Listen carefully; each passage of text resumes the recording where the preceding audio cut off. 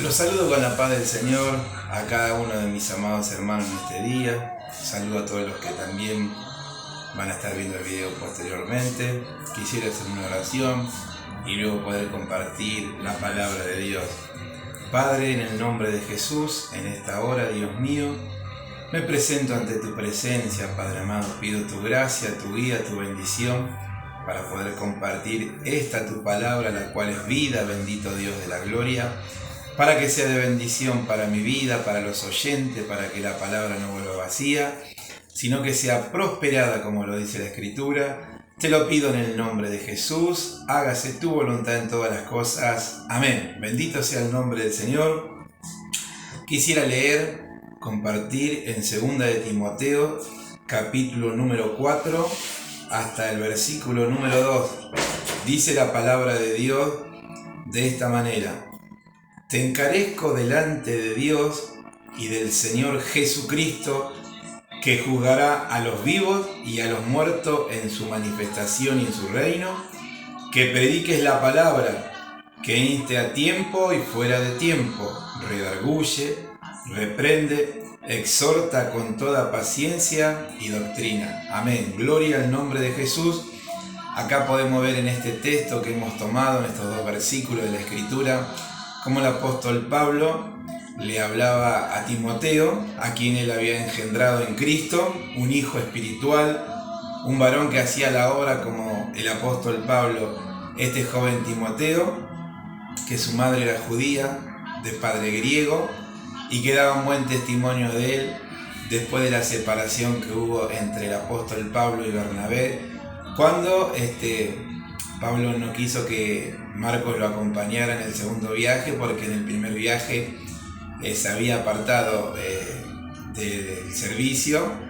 Así que luego él, saliendo con Silas, llegaron a un lugar y allí estaba este joven Timoteo, que fue un gran hombre de Dios, un varón que verdaderamente tenía mucha responsabilidad, iglesia, y un varón que también padecía en lo físico, ¿no? Porque el apóstol Pablo mismo le dice que ya no use agua, sino que use de un poco de vino a causa de su estómago y de sus frecuentes enfermedades.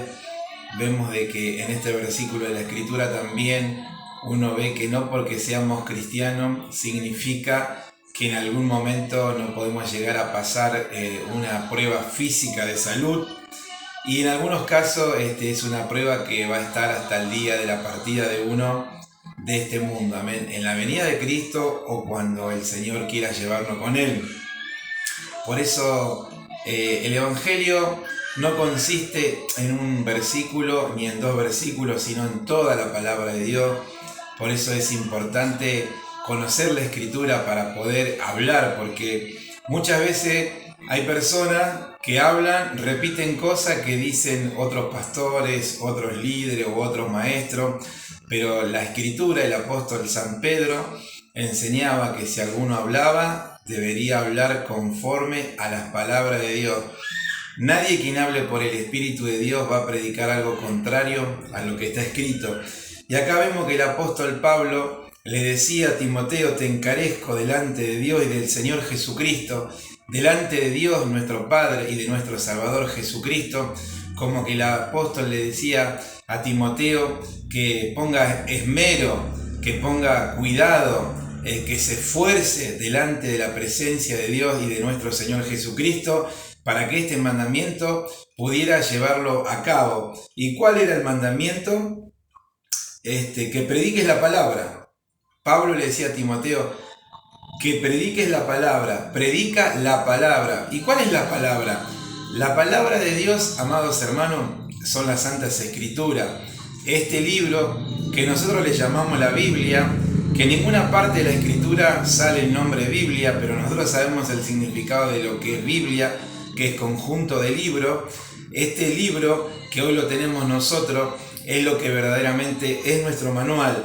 Y acá le decía el apóstol que prediques la palabra.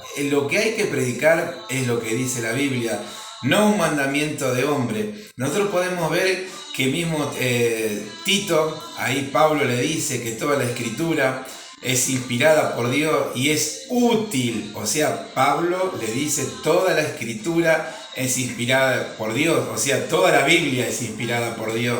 No es que algunos libros sí, otros no. Toda la escritura, desde el Génesis al Apocalipsis, es inspirada por Dios.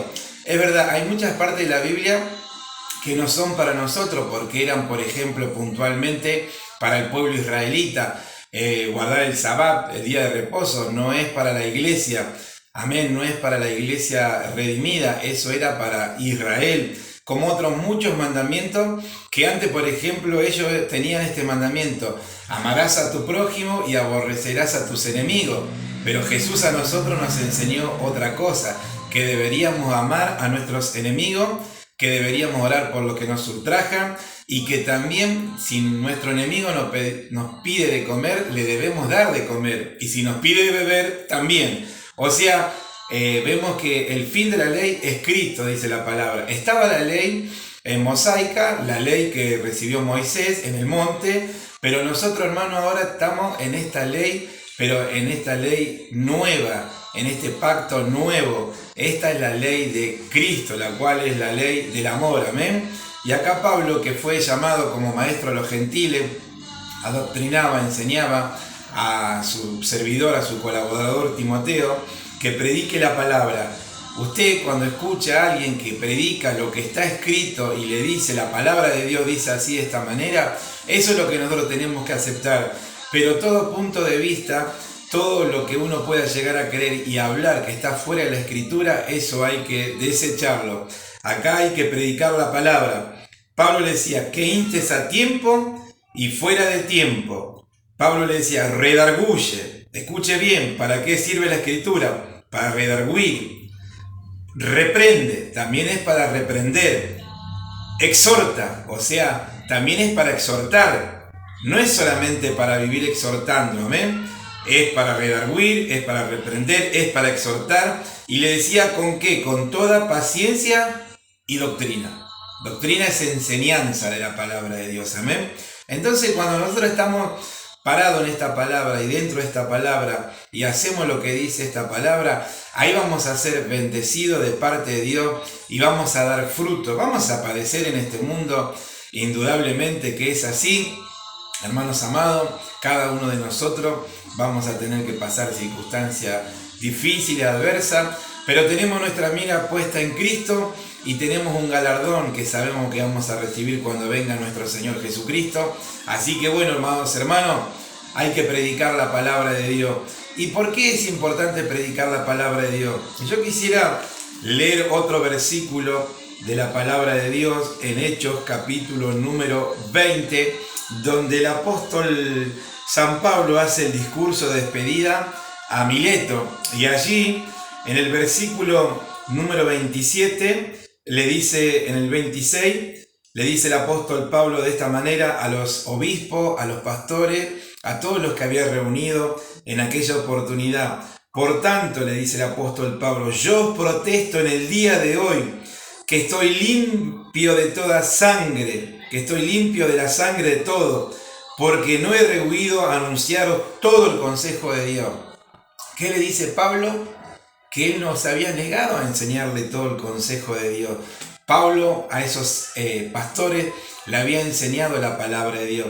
Después obviamente dependería de los pastores, verdaderamente, si ellos se mantenían en la enseñanza, pero Pablo estaba limpio delante de la presencia de Dios porque él le había enseñado todo el consejo de Dios. Y la voluntad de Dios no es un versículo, la voluntad de Dios es toda la Biblia, hay que enseñar toda la palabra de Dios, amén. Por eso, mis amados hermanos, con gusto uno escucha a los siervos de Dios cuando predican la palabra de Dios, amén. Y yo no voy a pretender que prediquen lo que yo quiero, sino van a predicar lo que ellos sienten de parte de Dios. Hay pastores que son pastores evangelistas, pastores que dan muy buena enseñanza, hay pastores que hablan de escatología también, gloria a Dios.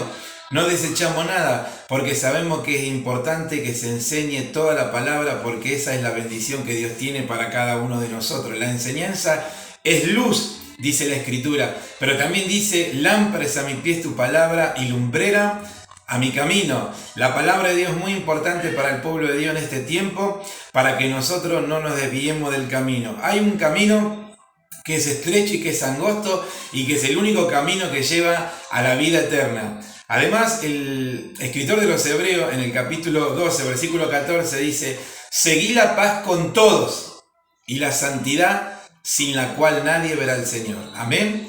Acá, hermano, hay algo que es muy claro. Hay que seguir la paz con todos. Nosotros tenemos que estar en paz con todas las personas. Si hay personas que no quieren estar en paz con nosotros, allá ellos.